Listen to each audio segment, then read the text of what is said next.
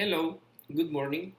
Today I would like to discuss the important measures and the necessary points to consider for the return to school after the quarantine. In the same way, we cannot leave aside the transfer to the new campus, so we will also discuss it. Kalia, could you start off, please? Yes, if we look at the facts, we will see a possible option to make the change of campus as fast as possible. One of the ways to accelerate the construction of the campus, but I consider that there are more urgent issues to deal with because our students are ready to resume face-to-face classes and we still don't know the necessary measures to take to ensure their safe return. So, what are you getting at is that in this conference we only touch one of the topics related to the return our students. That's what I exactly mean. I'm not completely convinced, but if we majority finds it correct, then we continue. Okay, so Kelly, do you want to say something about the one of the topics? Yes, well, the thing I noticed is that we have established extremely measures of hygiene. Despite students are allowed now to take face-to-face classes, COVID is still a problem and we have to take care of them. If you ask me, we should work with a hygiene and cleaning company in order to guarantee the safety of our students. Putting this into practice will give us advantages without doubt, but the biggest one is that we will make care of our students' safety. Kelly, could you give us some details? Yes, sure. What I mean is that all the people in the cleaning staff must use disinfectants that guarantee that all virus disappears from the surface. They must also constantly clean the areas and it would be a great idea if we make dispensers available to students of antibacterial gel to disinfect their hands and also wet wipes so that when they need to touch any surface, they do it using. From my point of view, the idea given by Kelly is extremely good and we must implement it. Okay, I agree with Kelly too. So I think we can move on the next point. Are you fine with that? Yes. Yes, let's continue. Okay, so let's look into another important point in a discuss about the security measures to consider for the return to school after the quarantine. From my point of view, the measures we have to take are related to the COVID since it is something that took us by surprise. Do you agree with me?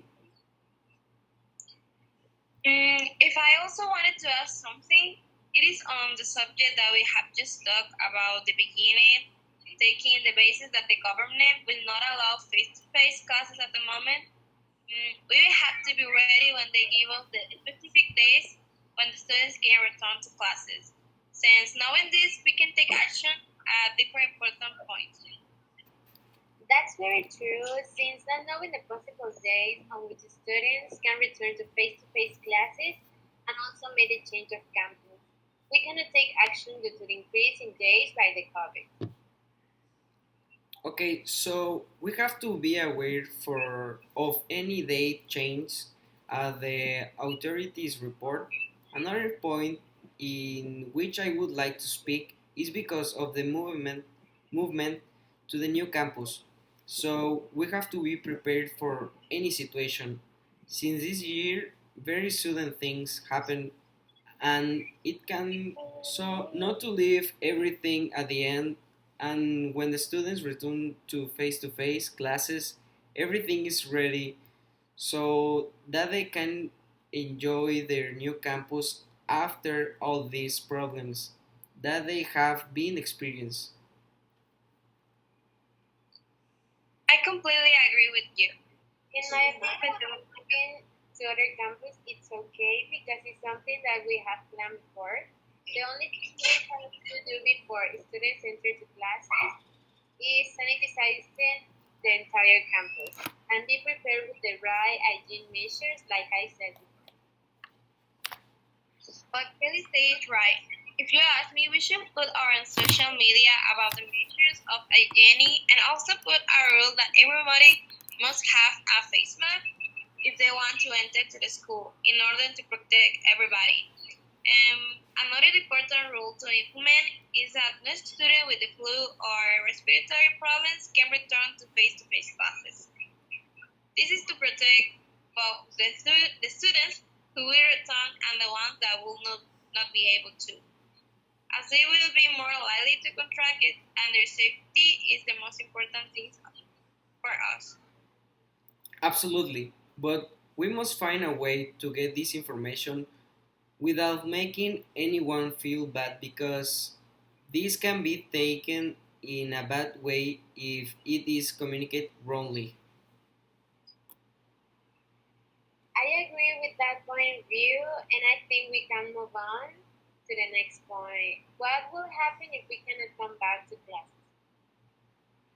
Uh, could you give us some details, please? Yes, what I mean is that it's a possibility that we cannot come back to face classes until next year.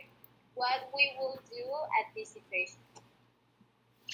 I think we should stay like we are in this moment with classes online for the students and home office for the employees. In other words, that everything stay in digital. Teachers and students have been understanding with this and have known how to take advantage of this new opportunity. To others who understand that is not a problem that is in our hands. I don't want to spend too long on this point because in a previous meeting we discussed what will be done in that case, and what we got to is what Kalia mentioned. Okay, fine. Okay, Good. We seem to be getting somewhere. Let's continue talking about the updates of these problems in the next meeting. Thank you for your participate. thank you. See you next time. Thank you for listening. Have a nice day.